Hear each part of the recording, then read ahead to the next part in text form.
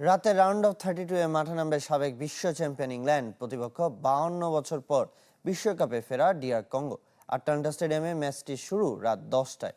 ইতিহাসে প্রথমবারের মতো মুখোমুখি হওয়ার অপেক্ষায় দুই দল।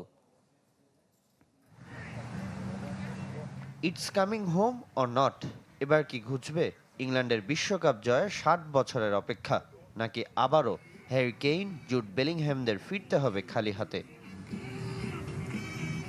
ইতিহাসে প্রথমবার ডিআর কঙ্গোর বিপক্ষে রাউন্ড অফ 32 এ নামার অপেক্ষায় থ্রি লায়ন্স। কাগজে কলমে এবারের আসরে শিরোপার অন্যতম দাবিদার থমাস তুখেলের দল। আমাদের লক্ষ্য জয়। আমরা সবার আস্থার প্রতিদান দিতে চাই, নিজেদের উপর বিশ্বাস রেখে সেরাটা দিয়ে খেলতে নামবো।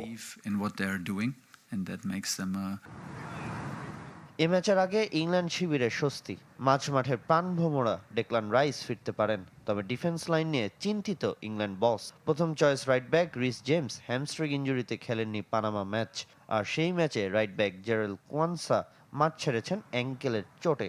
এ ম্যাচে দেখা যেতে পারে টটনহ্যামের জেড স্পেন্সকে।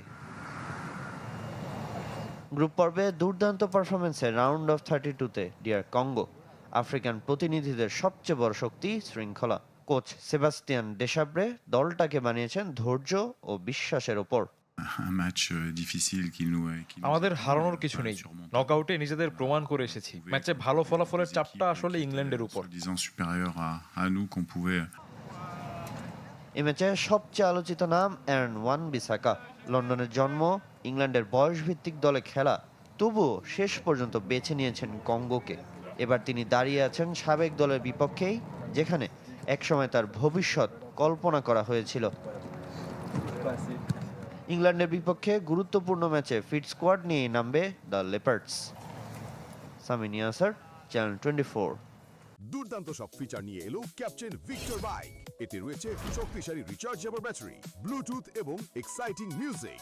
ক্যাপ্টেন ভিক্টর বাইক, আনন্দে বাড়ুক শৈশব।